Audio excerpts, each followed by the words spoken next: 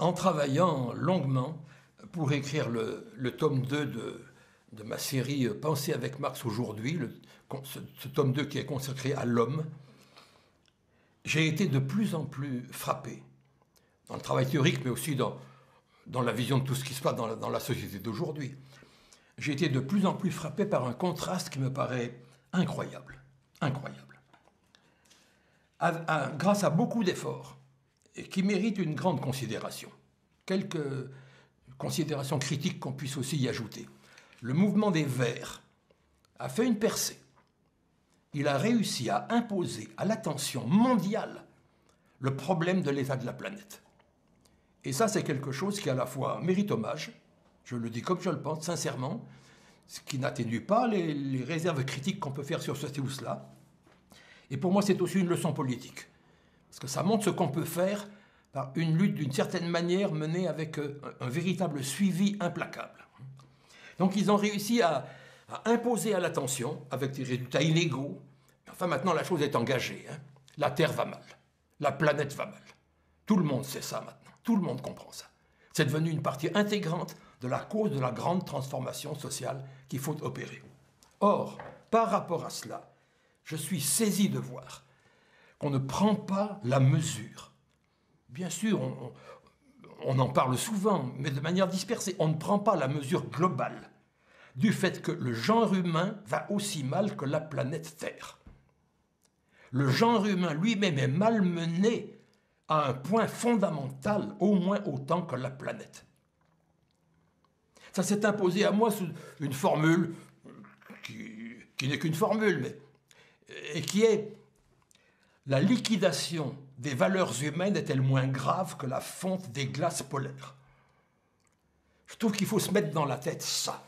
Parce qu'on commence à voir la gravité des phénomènes planétaires, mais on ne voit pas la gravité des phénomènes anthropologiques.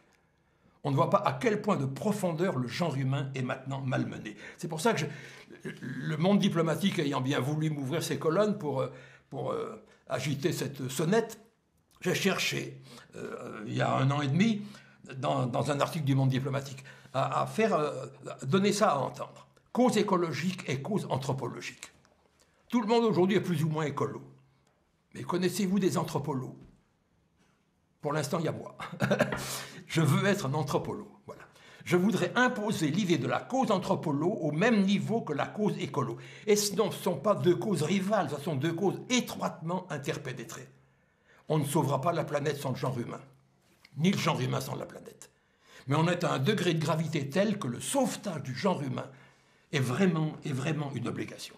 Dans cet article du Monde diplomatique, j'avais essayé, parce qu'aujourd'hui tout le monde peut énumérer un certain nombre de thèmes écologiques fondamentaux, tout le monde les connaît, voilà.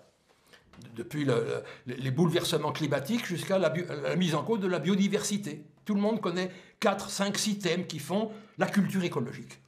J'ai voulu commencer à esquisser 4, 5, 6 thèmes susceptibles de faire une culture anthropologique, au sens revendicatif du mot anthropologie, vous voyez. J'ai énuméré la marchandisation générale de l'humain. Tout devient vénal aujourd'hui, tout.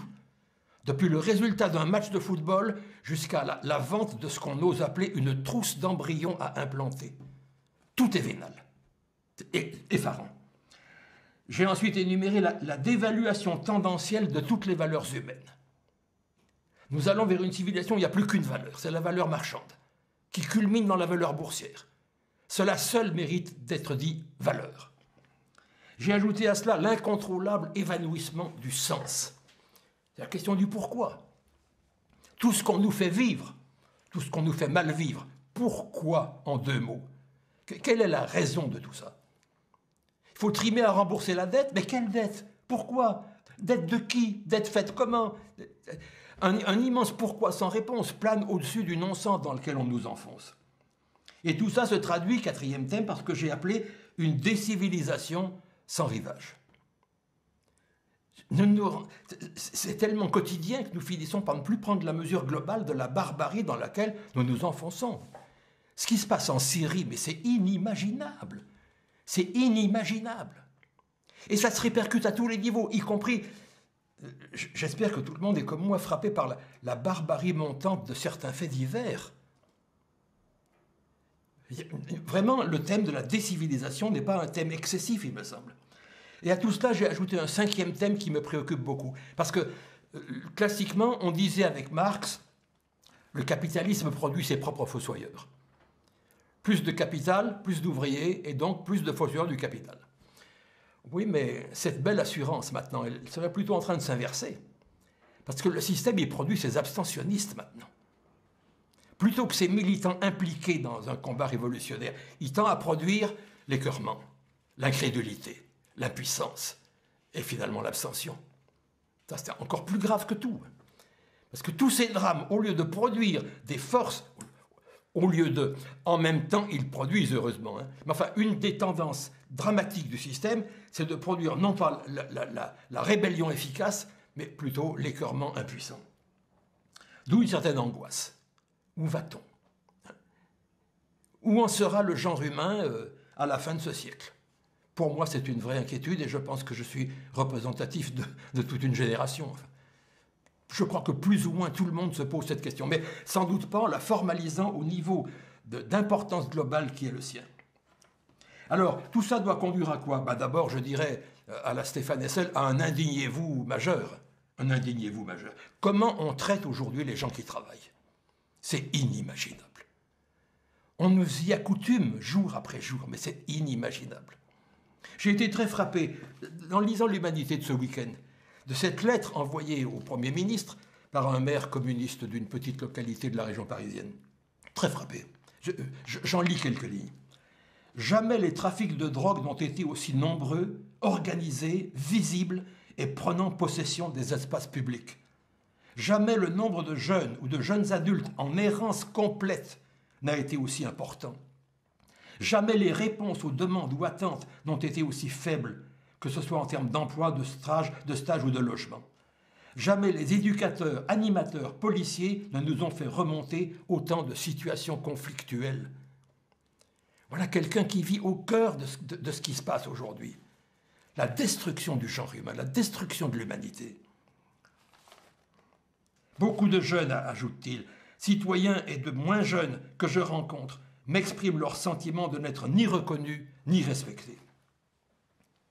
La situation n'a jamais été autant dégradée, le sentiment d'humiliation aussi fort, l'incompréhension aussi lourde et l'avenir aussi sombre. C'est pas un pessimiste. C'est pas un pessimiste. C'est quelqu'un qui voit de manière critique la réalité profonde. Et donc la taille des transformations qu'il faut engager. Il se prononce pour un choc de dignité. Moi, j'ai été frappé par ce texte.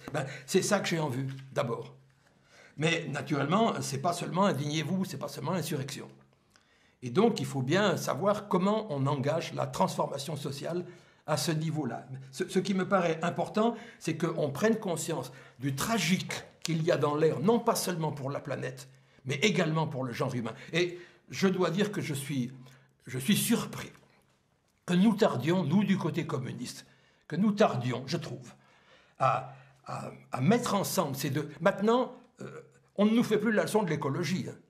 Maintenant, le mouvement communiste, il a intégré le souci écologique et il a bien fait. Il a absolument bien fait, il n'y a pas de question. Mais il n'a pas intégré le souci anthropologique comme je le voudrais. Donc je pense que nous sommes devant cette grande tâche, intégrer l'anthropologique, même pas encore nommée, au niveau de cause fondamentale.